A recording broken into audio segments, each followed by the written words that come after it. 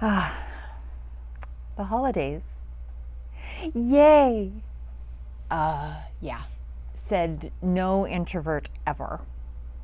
Hi, I'm Kim Long, and I'm with Docha Psychological Services, and this is a video about how an introvert can survive the holidays, presented to you by a self-proclaimed introvert.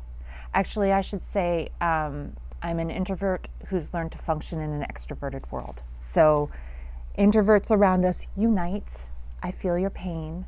And I just want to point out that this video is, of course, for educational purposes only and only represents my opinion. It does not constitute a therapeutic relationship. And with that said, let's get started. I can almost feel the panic in my own body as I start thinking about the holidays. I really prefer to stay in a quiet space. You know, I really do. So introverts, I got you today. And if anybody's watching this and is more of an extrovert, I invite you to think about that we need both of us in this world, that we need the people that are just go out there, meet a bunch of other people and you know, they're the life of the party. And we also need the people that like to sit at the party with one or two other people and have a really intimate conversation. So we're both welcome in this world in the holiday season.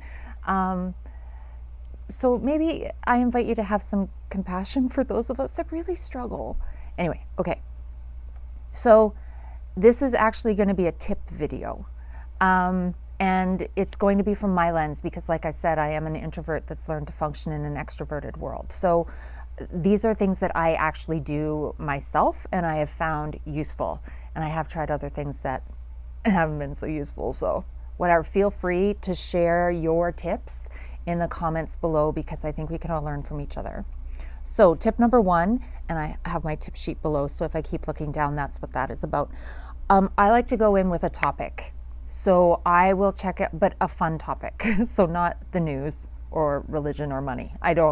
Not a good idea. But so I will generally look up something in entertainment news, or I will ask other people, so what do you look forward to in the holidays? Or I love to bring baking, so I will bring some sort of baking dish that we can talk about. What's your favorite holiday baking or cookie to do or whatever. I'll comment on their clothes, or I will ask the others a question about something that I know has been going on in their life. People generally love to talk about themselves. So if you ask them a question about them, they will usually take over the conversation, and you just have to keep asking questions, and then the heat's off you. And as an introvert, we're usually pretty good at that. So use your strength. Part two, or second step, or whatever you want to call it. I really try to manage my expectations of myself.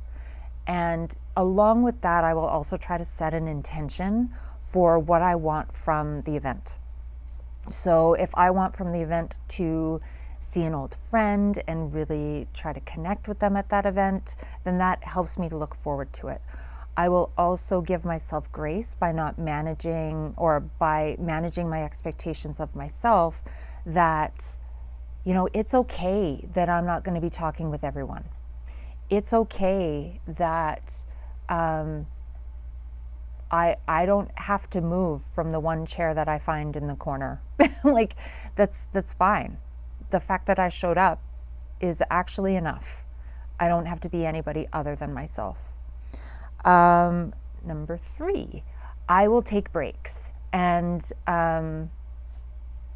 you know, the people in my life are usually pretty good about saying, hey, Kim, do you have to go to the bathroom? Which I know sounds weird, but they will generally be able to tell that something's going on with me earlier than I can tell. And so that's my cue to, okay, I'm going to go to the washroom, because people will generally leave you alone. And if you have to go more than once, that's okay. Just say, my tummy's a little upset, or I drank too much water.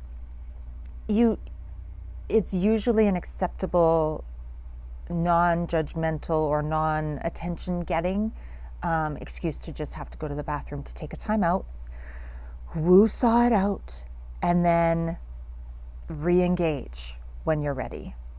Okay? So for me, it's the bathroom. Another way of taking a break is I will stuff some food in my face, because generally if you're chewing on food, people won't talk to you. So there's different ways.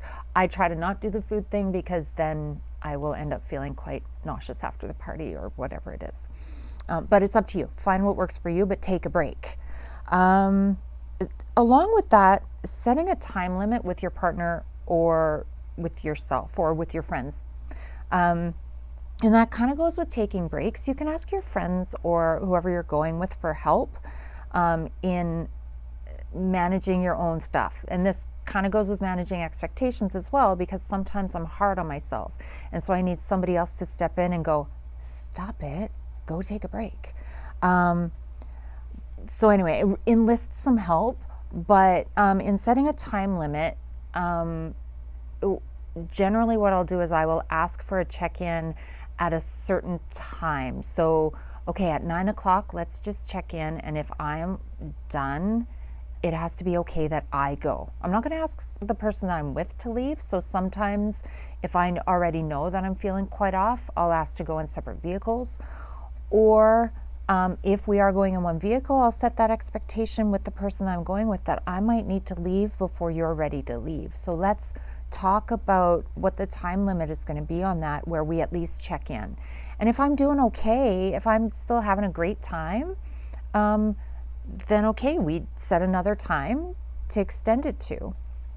But it's okay to have that be negotiable, and it's okay to be honest about what you need. And with this theme of it being okay, it is okay to say no. It's okay to say, I don't really want to do that tonight. Maybe we can meet at another time, if you even feel like saying that, but it's okay to say no. So to do that, I really try to pay attention to myself and what my body response is, knowing full well that I 95% of the time have an emotional response first. If I'm asked to do something, my first emotional response is to say no, because it's instant, I don't, panic. So the people that know me know this, because I've had that conversation with them. So I will often say to them, can I get back to you? And then that gives me time to sort through, is this just my anxiety and I actually want to go? Or is this really a no, I don't have the energy for it? So buy yourself some time, be honest about what you're feeling, and check in with yourself. For me, I always have the emotional response first, and then I'm able to think about it. So anyway, those would be my tips. Go in with some topics, manage expectations, and even imagine how that party's going to go before you go, and imagine it being a success, setting an intention, take breaks, set a time limit, enlist help, and it's okay to say no. So I feel you. I got you. We got this Christmas season, fellow introverts. High five. I don't know. We can do this. Okay? So, remember to breathe, and it's going to be great. It's going to be fantastic. And if you have any questions about this or any of our other videos, please feel free to reach out. You can find us on our website or by phone, whatever you need. And until then, please take care of yourself, and take care of yourself during this holiday season. Have some fun. Bye for now.